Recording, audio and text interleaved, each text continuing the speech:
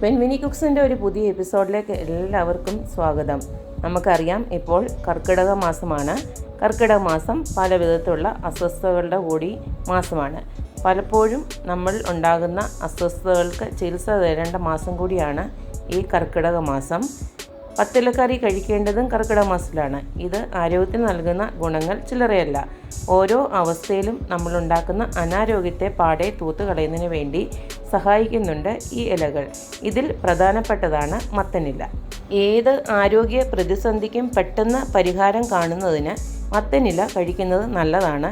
കർക്കിടക മാസത്തിൽ മത്തനില കഴിക്കുന്നതിലൂടെ അത് ആരോഗ്യത്തിന് നൽകുന്ന ഗുണങ്ങൾ ചില്ലറയല്ല. എന്തൊക്കെയാണ് മത്തൻ്റെ ഇല കറി വെച്ച് കഴിക്കുന്നതിലൂടെ ഉണ്ടാവുന്ന ആരോഗ്യ ഗുണങ്ങൾ എന്ന് നോക്കാം. പത്തില കറികളിൽ ഒരിക്കലും ഒഴിവാക്കാനാകാത്ത ഒന്നാണ് മത്തനില. ക്യാൻസറിനെ പൊരുതി തോൽപ്പിക്കുന്നതിൽ ഏറ്റവും മികച്ചു നിൽക്കുന്ന ഒറ്റമൂലിയാണ് മത്തൻ്റെ ഇല. മത്തനില ദിവസവും കഴിക്കുന്നതിലൂടെ ക്യാൻസർ കോശങ്ങൾക്ക് പടരാനുള്ള സാധ്യത വളരെയധികം കുറയ്ക്കുന്നുണ്ട്. അതുപോലെ തന്നെ എല്ലിലെ ക്യാൻസറിനെ ഇല്ലാതാക്കുന്ന കാര്യത്തിൽ ഏറ്റവും മികച്ചതാണ് ഈ മത്തനില. നിറയെ ആൻറ്റി ഓക്സിഡൻ്റ് അടങ്ങിയിട്ടുള്ള ഈ ഇല പലവിധ രോഗങ്ങൾക്ക് പരിഹാരം കാണുന്നതിനും സഹായിക്കുന്നുണ്ട്.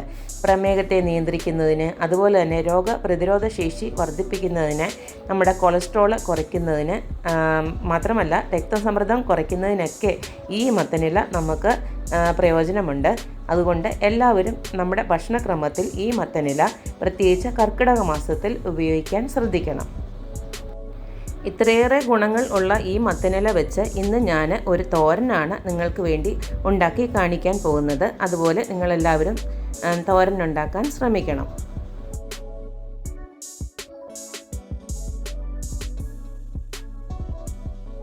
ഇപ്പോൾ ഞാൻ കഴുകിയെടുത്ത് നല്ല വൃത്തിയാക്കി എടുത്ത് വെച്ചിരിക്കുന്ന ഇലയാണ്.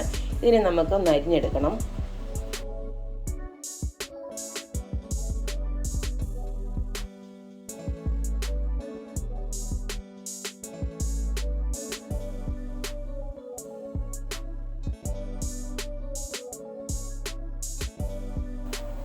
അപ്പോൾ നമ്മുടെ മത്തയിലയെല്ലാം ഞാനിവിടെ അരിഞ്ഞ് റെഡിയാക്കി വെച്ചിട്ടുണ്ട്. ഇനി ഇതിന് നമുക്കൊരു അരപ്പ് തയ്യാറാക്കാനുണ്ട്. അരപ്പിന് ആവശ്യമായിട്ടുള്ള സാധനങ്ങൾ: കുറച്ച് തേങ്ങ തിരുമിയത് വേണം, കുറച്ച് മഞ്ഞൾപ്പൊടി, പിന്നെ ചെറിയ ജീരകം, പിന്നെ കുറച്ച് കാന്താരി ഇല്ലെങ്കിൽ പച്ചമുളക് ഇട്ടാലും മതി, പിന്നെ കുറച്ച് വെളുത്തുള്ളി. ഇതെല്ലാം നമുക്കൊന്ന് ചതച്ചെടുക്കണം.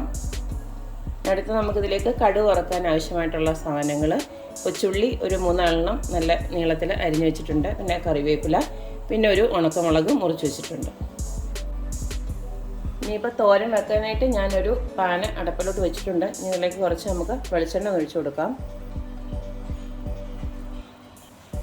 എണ്ണ ചൂടായി വരുമ്പോൾ നമുക്കൊന്ന് കടുകിട്ട് കൊടുക്കാം. ഇതിലേക്ക് നമുക്ക് നേരത്തെ അരിഞ്ഞു വെച്ചിരിക്കുന്ന ചെറിയുള്ളിയും കറിവേപ്പിലയൊക്കെ ഒന്ന് ഇട്ട് കൊടുക്കാം.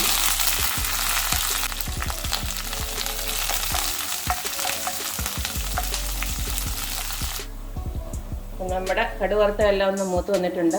ഇപ്പം ഞാൻ നമ്മുടെ അരപ്പുമൊക്കെ ഇട്ട് റെഡിയാക്കി വെച്ചിട്ടുണ്ട്. ഉപ്പും ഇട്ടിട്ടുണ്ട്. ഇതിലേക്ക് നമുക്ക് ഒന്ന് ഇളക്കിയിട്ട് ഇതിനകത്തോട്ട് ഇടാം. ഇത് പ്രത്യേകിച്ച് നമുക്ക് വെള്ളമൊന്നും ആഡ് ചെയ്യേണ്ട യാതൊരു കാര്യമില്ല. അപ്പം നമുക്ക് ഫുള്ള് ഇതെല്ലാം ഒന്ന് ഇളക്കി വെച്ചിട്ടുണ്ട്.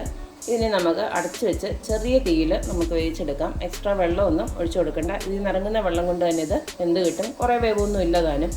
അപ്പം നമുക്കിതൊന്ന് അടച്ച് വെച്ചിട്ട് വേവിക്കാം.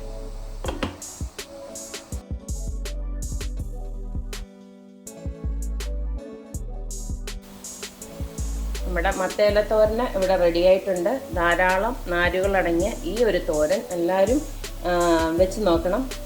വളരെ എളുപ്പത്തിൽ ഉണ്ടാക്കാൻ പറ്റുകയും ചെയ്യും. നല്ല ഗുണമുള്ള ഒരു തോരനുമാണ്.